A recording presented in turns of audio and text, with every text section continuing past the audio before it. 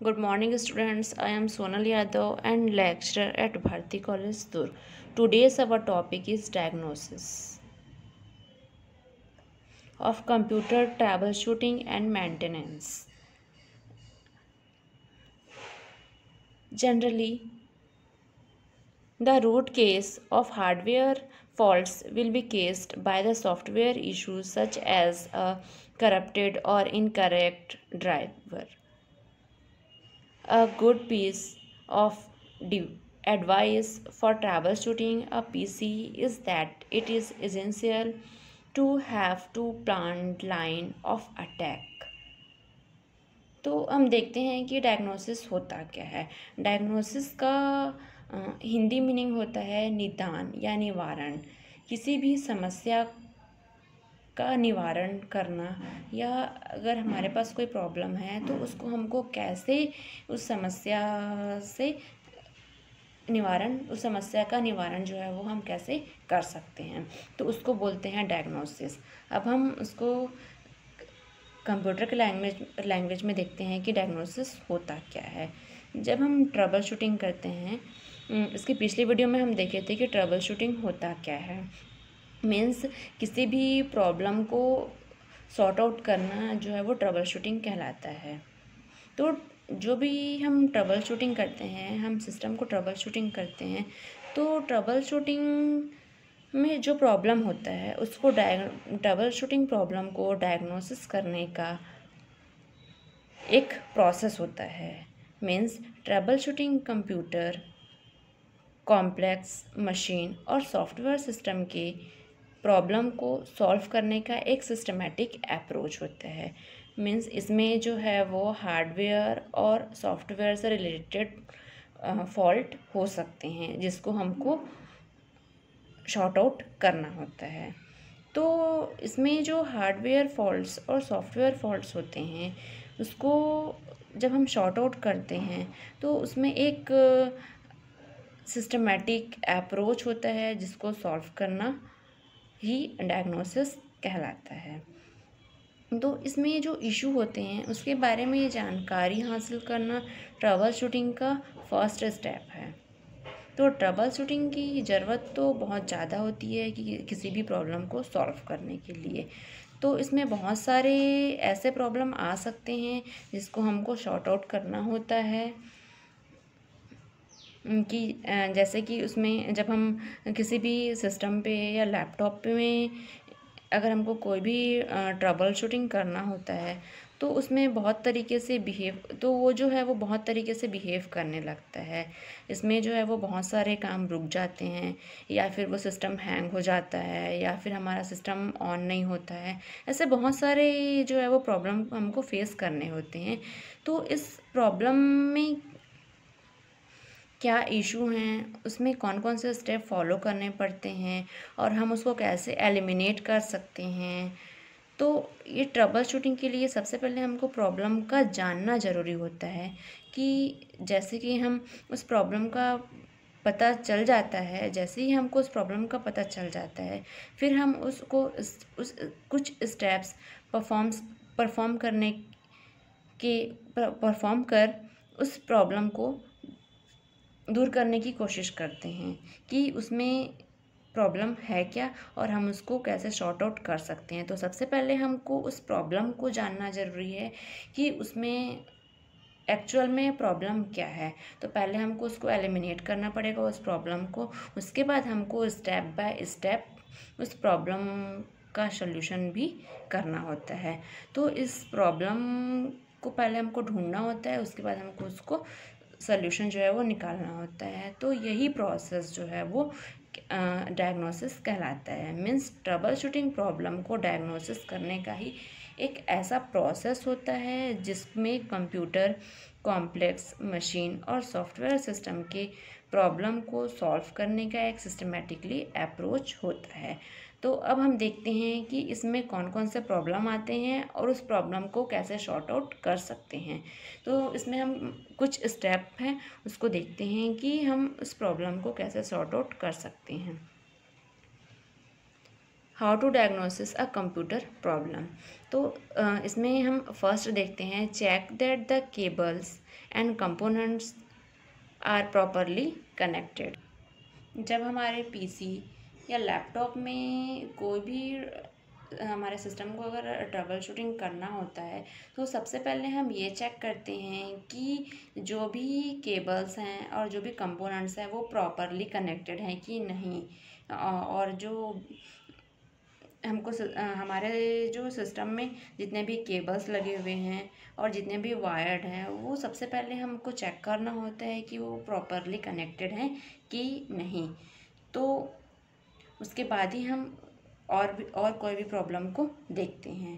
तो जैसे कि RAM chips, video card, sound card, network card या फिर कोई भी अदर कंपोनेंट जो है वो मदरबोर्ड से सिक्योरली कनेक्टेड या सिक्योरली जो है वो अटैच्ड होने चाहिए। तो सबसे पहले हमको ये चेक करना होता है कि सारे जो केबल्स हैं वो और केबल्स और कंपोनेंट्स जो हैं वो कनेक्टेड हैं कि नहीं।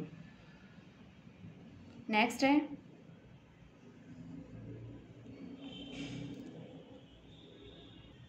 नेक्स्ट पॉइंट है, check the POST means power on self test. This is a part of a computer's startup programs that is used to diagnose the keyboard, random access memory, disk drive and other hardware to make sure they are work properly। तो ये जो post है, power on self test, इसमें हमको सबसे पहले ये check करना होता है कि जो कीबोर्ड है, कीबोर्ड के जो वायर्ड हैं या केबल हैं वो सही तरीके से कनेक्टेड है कि नहीं। रैम को हमको चेक करना होता है या डिस्क ड्राइव या फिर अदर जो भी हार्डवेयर कंपोनेंट्स हैं उसको सबसे पहले हमको सेल्फ चेक करना होता है कि ये सारे जो हैं वो प्रॉपरली कनेक्टेड हैं कि नहीं या फिर इंस्टॉल्ड है कि नहीं। मीन्स जैसे कि कीबोर्ड है, कीबोर्ड के जो ड्राइवर है वो इंस्टॉल्ड नहीं होने की वजह से भी उसमें प्रॉब्लम आ सकते हैं। और माउस में भी जो माउस के भी जो ड्राइवर हैं वो भी इंस्टॉल्ड नहीं है, तो भी हमारा माउस जो है वो सही तरीके से वर्क नहीं करेगा। तो इसमें ये सारे प्रॉब्लम आ सकते हैं, तो उसको हमको पहले सेल्फ टेस्ट करना होगा कि ये सारे जो हैं वो हार्डवेयर कंपोनेंट्स जो है वो प्रॉपरली कनेक्टेड हैं कि नहीं। अगर ये जो प्रॉब्लम है, अगर ये प्रॉपरली कनेक्टेड नहीं है तो हमको इसमें एक स्क्रीन पे एक एरर मैसेज शो करेगा कि इसमें हमको ये प्रॉब्लम है। तो हमको उस एरर मैसेज के थ्रू हमको क्या करना पड़ेगा, कंप्यूटर को बूट करना पड़ेगा और हमको गूगल सर्च करना पड़ेगा और सारे इन्फॉर्मेशन को कलेक्ट करना पड़ेगा कि हमको एरर किस पार्ट कि हमको उस मैसेज को रीड करना होगा कि वो एरर जो है वो किस पार्ट में है। उसके बाद हम उस प्रॉब्लम को शॉर्ट आउट कर सकते हैं।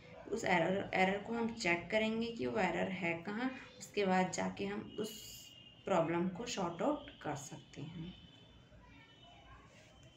नेक्स्ट है, check the load time of the operating system.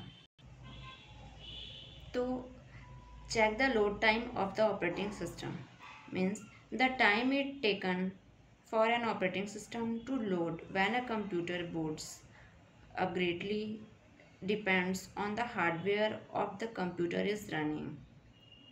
If you notice your operating system takes significantly longer to load than it used to,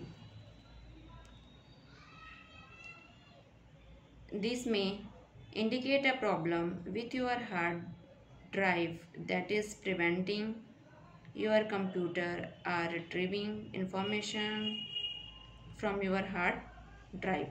तो इसमें हमको ये चेक करना होता है कि ऑपरेटिंग सिस्टम का लोड टाइम सही है कि नहीं। ये जो ऑपरेटिंग सिस्टम में जो भी हमारा जो ऑपरेटिंग सिस्टम है वो बूटिंग जो भी होता है उसमें वो बूटिंग टाइम जो है वो स्लो नहीं होना चाहिए। मीन्स अगर हमारा सिस्टम स्लो है तो हमको ये चेक करना होगा कि सिस्टम जो है वो किस वजह से स्लो है। वो सही तरीके से वर्क क्यों नहीं कर रहा। तो ऐसे बहुत सारे प्रॉब्लम्स हैं जिससे कि हमारा कंप्यूटर स्लो हो सकता है। तो उसको हमको क्या करना पड़ेगा, रिबूट अगर हमको पहले चेक करना होगा कि वो कुछ समय से रिबूट नहीं हुआ है। अगर वो रिबूट नहीं हुआ है तो उसको हमको फिर से किसी भी स्टेप को अप्लाई करने से पहले हमको उस कंप्यूटर को रिबूट करना होगा, जिससे कि ऑपरेटिंग सिस्टम जो है वो उसका लोडिंग टाइम बढ़ जाएगा और वो जो स्लो है वो प्रॉपरली सही तरीके से वर्क करेगा। नेक्स्ट है check for any graphic problem. तो हमको इसमें चेक करना पड़ेगा कि हमारा ग्राफिक प्रॉब्लम क्या है और उसको कैसे हमको शॉर्ट आउट कर सकते हैं। If your computer is able to boot properly, सबसे पहले हमको ये चेक करना होगा कि हमारा जो कंप्यूटर है वो प्रॉपरली बूट है कि नहीं, उसमें जो बूटिंग टाइम है वो सही है कि नहीं। और उसमें और अगर कोई भी ग्राफिक प्रॉब्लम है और उसमें ये इंडिकेट कर रहा है कि जो ड्राइवर है वो फेल है या हार्डवेयर फेल है, ग्राफिक कार्ड फेल है, तो उसको हमको क्या करना पड़ेगा, अपडेट करना पड़ेगा। ग्राफिक कार्ड ड्राइवर को अपडेट करना पड़ेगा और क्या करना पड़ेगा, उसमें जो भी सॉफ्टवेयर होते हैं उसको डाउनलोड करना पड़ेगा और डाउनलोड करने के बाद उसकी टेस्टिंग करनी पड़ेगी और उसको फिर से इंस्टॉल करना पड़ेगा ग्राफिक कार्ड को, तो जिससे कि ये जो ग्राफिक प्रॉब्लम है वो हमारा शॉर्ट आउट हो सकता है। मीन्स उसको हमको चेक करना होगा कि उसमें प्रॉब्लम है क्या। अगर उसमें प्रॉब्लम है तो उसको अपडेट करना पड़ेगा और अपडेट करने के बाद उसको अगर वो इंस्टॉल करना पड़ेगा या फिर अगर वो इंस्टॉल्ड है तो उसको हमको अपडेट करना पड़ेगा, जिसके थ्रू ये प्रॉब्लम जो है वो शॉर्ट आउट हो सकता है। नेक्स्ट है चेक फॉर हार्डवेयर प्रॉब्लम। अगर हमको कोई भी हार्डवेयर प्रॉब्लम है, ठीक है, तो उसको हमको कैसे शॉर्ट आउट करना है या उसको हमको कैसे चेक करना है। तो many computer problems are caused by hardware failure और प्रॉब्लम्स विथ हार्डवेयर ड्राइवर्स। तो जो भी ये हार्डवेयर प्रॉब्लम है वो भी हमको यहाँ पे फेस करने पड़ सकते हैं, जैसे कि कीबोर्ड हो गया, माउस या फिर सीपीयू या फिर और जो कनेक्टेड कंपोनेंट्स हैं, हार्डवेयर कंपोनेंट्स, वो सारे फेल हो सकते हैं। तो उसको हमको चेक करना होगा कि ये प्रॉब्लम जो है वो कहाँ पे हमको कौन सा प्रॉब्लम आ रहा है। तो जैसे कि कीबोर्ड है, अगर कीबोर्ड में हमको कोई प्रॉब्लम आ रहा है तो हमको चेक करना पड़ेगा कि उसमें सारे केबल जो हैं वो सही तरीके से कनेक्टेड हैं कि नहीं, या फिर उसमें जो ड्राइवर है वो इंस्टॉल्ड है कि नहीं। अगर इंस्टॉल नहीं है तो हमको F8 की प्रेस करके स्टेप बाय स्टेप कॉन्फ़िगरेशन करना पड़ेगा। और ऐसे ही हमको माउस के लिए भी है, अगर माउस को चेक करना पड़ेगा उसमें सही वो माउस के जो केबल हैं वो सही तरीके से लगे हैं कि नहीं। अगर केबल सही तरीके से नहीं लगा है तो उस केबल को कनेक्ट करना होगा और अगर उसमें कोई ड्राइवर प्रॉब्लम है तो उसको इंस्टॉल करना पड़ेगा। तो ये जो कुछ हार्डवेयर प्रॉब्लम है जिससे कि हमको हमारा जो पीसीस है उसमें प्रॉब्लम क्रिएट कर सकता है। या फिर हमको इसमें हार्डवेयर में डिवाइस मैनेजर को भी चेक करना होगा और उसको भी हम उसका स्टेटस चेक करके हमको उसको भी अपडेट करना होगा। तो अगर हमको कोई भी हार्डवेयर प्रॉब्लम है तो उसमें कुछ फॉलोइंग स्टेप्स हैं जिसको हम क्या कर सकते हैं, डिवाइस को मैनेज कर सकते हैं। तो सबसे पहले हमको क्लिक करना होगा स्टार्ट मेन्यू को, उसके बाद लोअर लेफ्ट कॉर्नर पे क्लिक करना होगा। फिर नेक्स्ट स्टेप है type control panel, double click the control panel in the Windows start menu. Next है click hardware and sound and next step है click device manager below device and printers. तो ये सारे हमको स्टेप को follow करने पड़ेंगे कि हमको प्रॉब्लम जो है वो कहाँ पे और कैसे आ सकता है। तो सारे प्रॉब्लम को हम इसमें चेक कर सकते हैं कि हमको हार्डवेयर से रिलेटेड क्या प्रॉब्लम फेस करने पड़ सकते हैं। नेक्स्ट स्टेप है check any newly installed software. तो अगर हम अपने पीसी या लैपटॉप में कुछ वर्क कर रहे हैं और वो हैंग हो जा रहा है या फिर वो सही तरीके से नहीं चल रहा है या फिर हम जो भी वर्क कर रहे हैं वो प्रॉपरली वर्क नहीं कर रहा है, तो हमको जो भी हम उस सॉफ्टवेयर में वर्क कर रहे हैं या फिर हम कोई न्यू सॉफ्टवेयर इंस्टॉल कर रहे हैं तो उस इंस्टॉल्ड किए हैं तो हमको उसको भी एक बार चेक कर लेना चाहिए कि हम जो भी सॉफ्टवेयर इंस्टॉल किए हैं वो सही तरीके से इंस्टॉल्ड है कि नहीं, कि उसमें कोई प्रॉब्लम तो नहीं है। तो उससे भी हमारा जो वर्क है वो उसमें हम जो भी वर्क कर रहे हैं उसमें भी हमको प्रॉब्लम आ सकता है।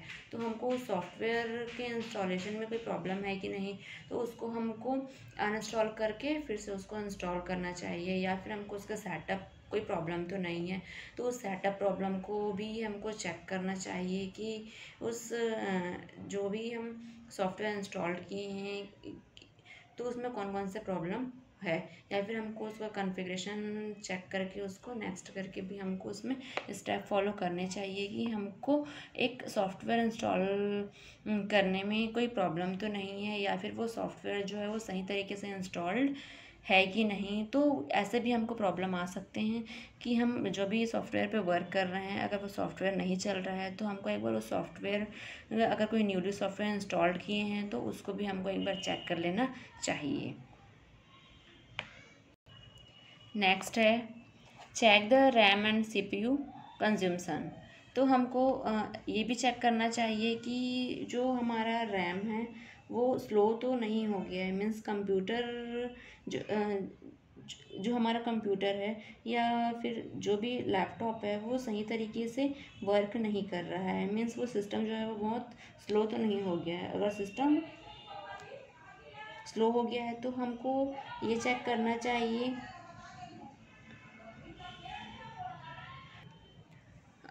या फिर सीपीयू कंज्यूमशन है तो उसको भी हमको चेक करना चाहिए।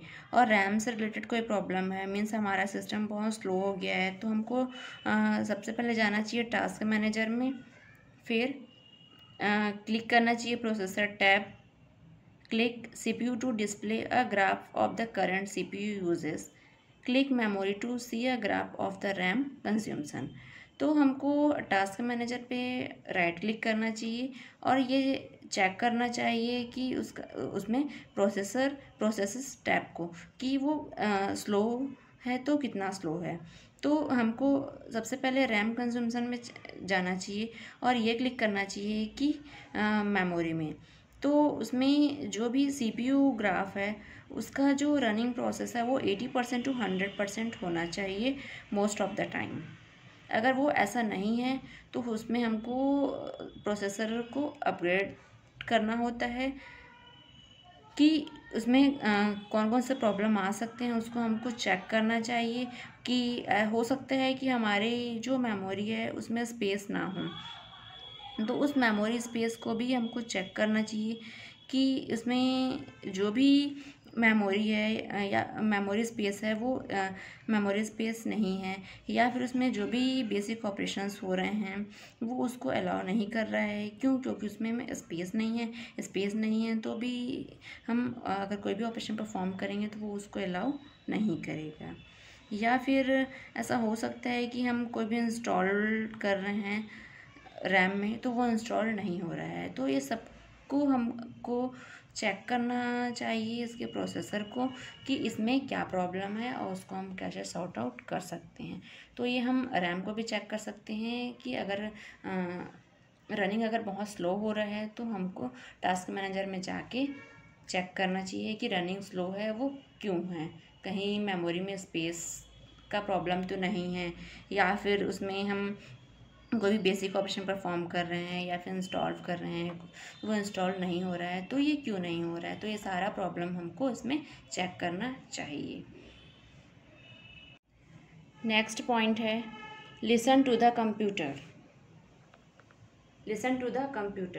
तो इसमें स्टेप 1 है कि सबसे पहले हमको ये साउंड चेक करना होगा कि पीसी के बीप साउंड को सुनना होगा। अगर पीसी लगातार बीप साउंड दे रहा है तो शायद पीसी के अंदर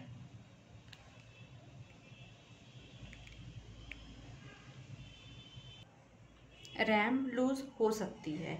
तो रैम को निकालना चाहिए और इसे फिर से मदरबोर्ड में प्रेस कर फिट करना चाहिए। अगर रैम ओके है तो वीडियो या ग्राफिक कार्ड को चेक करना चाहिए।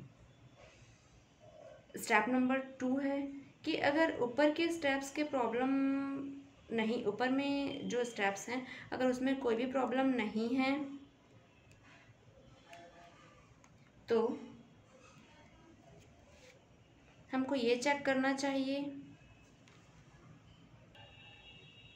अगर ऊपर के स्टेप्स में अगर कोई भी प्रॉब्लम नहीं है तो हमको ब्लैंक मॉनिटर के लिए ट्रबल शूट करना चाहिए। कंप्यूटर को दूसरा मॉनिटर से कनेक्ट करें जिससे प्रॉब्लम किस डिवाइस में है यह समझ में आ जाएगा।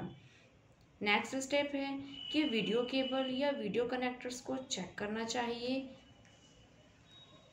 और वीडियो केबल ब्रेक है तो उसे चेंज कर देना चाहिए। या वीडियो कनेक्टर्स की पिन सीधी या टेढ़ी है तो उसे चेक करें और यदि कोई पिन टेढ़ी है तो उन्हें सीधा करें। स्टेप नंबर 4 है कि बायस बेसिक इनपुट आउटपुट सिस्टम को रीसेट या अपडेट करें जिससे कि जो भी हमको कंप्यूटर में लिसन प्रॉब्लम है वो इससे शॉर्ट आउट हो सकते हैं। तो फर्स्ट स्टेप में क्या था कि सबसे पहले हमको बीप साउंड को सुनना था और अगर कोई बीप साउंड आ रहा है तो हो सकता है कि रैम लूज़ हो गया हो। अगर रैम लूज़ हो गया है तो उसको निकाल के फिर से मदरबोर्ड में प्रेस कर फीड करना चाहिए। अगर रैम ओके है तो वीडियो या साउंड कार्ड को चेक करना चाहिए। और यदि जो फर्स्ट स्टेप अभी हम देखिए वो स्टेप में अगर कोई प्रॉब्लम नहीं है तो ब्लैंक मॉनिटर के लिए ट्रबल शूट करें और दूसरे मॉनिटर से कनेक्ट करें और अगर उसमें कोई प्रॉब्लम है तो वो दूसरे डिवाइस में समझ में आ जाएगा। नेक्स्ट था स्टेप नंबर 3 कि उसमें अगर केबल्स और वीडियो कनेक्टर्स या वीडियो केबल को चेक करना है। अगर उसमें कोई ब्रेक है तो उसको चेंज करना है या फिर अगर उसमें वीडियो कनेक्टर में कोई पिन सीधी है या टेढ़ी है तो उसे भी चेक करें और उसे चेंज करें। और स्टेप नंबर 4 बायस को रीसेट या अपडेट करें। नेक्स्ट स्टेप है run a virus and malware scan. Means अगर हमारे पीसी में कोई भी सॉफ्टवेयर इंस्टॉल्ड है, एंटीवायरस सॉफ्टवेयर अगर इंस्टॉल्ड है पीसी में तो हमको उसको क्या करना चाहिए कि उसमें जो भी एंटीवायरस इंस्टॉल्ड है वो रन हो रहे हैं कि नहीं, ये सबसे पहले हमको चेक करना चाहिए। अगर वो एंटीवायरस अगर हम कोई भी अपने सिस्टम पे वर्क कर रहे हैं और वो रन नहीं हो रहा है तो वो क्यों नहीं हो रहा है, उसमें कोई भी वायरस जो है वो स्कैन नहीं हो रहा है तो उसमें सबसे पहले हमको देखना होगा कि उसका रनिंग प्रोसेस क्यों नहीं हो रहा है, उसमें क्या प्रॉब्लम है। तो उस प्रॉब्लम को हमको चेक करना चाहिए। जो भी एंटीवायरस इंस्टॉल्ड है उसको हमको ओपन करना चाहिए और उसको हमको देखना चाहिए कि उसमें क्या प्रॉब्लम है जिसकी वजह से वो रनिंग प्रोसेस में नहीं है, तो जिससे कि हमारा जो वायरस है वो स्कैन नहीं हो रहा है। तो ये हमको चेक करना चाहिए और अगर उसमें कोई इंस्टॉलेशन में प्रॉब्लम है तो हो सकता है कि वो रनिंग प्रोसेस में नहीं है, तो उसमें हो सकता है कि कोई इंस्टॉलेशन का प्रॉब्लम है तो उसको भी हमको चेक करना चाहिए। उसके कॉन्फ़िगरेशन को स्टेप बाय स्टेप चेक करना चाहिए ताकि जो सिस्टम है वो उसमें एंटीवायरस जो है वो सही तरीके से चल सके, तो उसे हमको चेक करना चाहिए। नेक्स्ट है check for the problem in safe mode. तो हमारे पीसीएस या लैपटॉप में सबसे पहले हमको F8 की प्रेस करना चाहिए और स्टेप बाय स्टेप कॉन्फ़िगरेशन को फॉलो करना चाहिए। अगर इसमें कोई प्रॉब्लम है तो हमको उसको शॉर्ट आउट करना चाहिए सेफ मोड में। तो सेफ मोड के लिए हमको F8 की प्रेस करना चाहिए, और अगर इसमें कोई भी प्रॉब्लम है तो उसको जाके हम वहाँ उसको शॉर्ट आउट कर सकते हैं। तो ये था हमारा आज का टॉपिक, डायग्नोसिस। मीन्स अगर हम अपने सिस्टम को ट्रबल शूट करते हैं या उसमें कोई भी प्रॉब्लम आती है, उसको हम उस प्रॉब्लम को सॉल्व करने के लिए ट्रबल शूट करते हैं। तो अगर हम को जो ये प्रॉब्लम आती है ट्रबल शूट का, उसको हमको तो उस ट्रबल शूटिंग प्रॉब्लम को डायग्नोसिस करने का एक ऐसा प्रोसेस होता है जिसमें trouble shooting computer, complex machine और सॉफ्टवेयर सिस्टम के प्रॉब्लम को सॉल्व करने का एक ऐसा सिस्टमेटिकली अप्रोच होता है जिसे डायग्नोसिस कहा जाता है। तो ये सारे इसमें कुछ ऐसे स्टेप्स हैं जिनको फॉलो करके हम प्रॉब्लम को शॉर्ट आउट कर सकते हैं। इसमें कुछ स्टेप्स हैं जिसमें हमको चेक करना होता है कि हमारा प्रॉब्लम क्या है और उस प्रॉब्लम को हम कैसे शॉर्ट आउट कर सकते हैं। तो ये था हमारा आज का वीडियो और डायग्नोसिस। So thank you.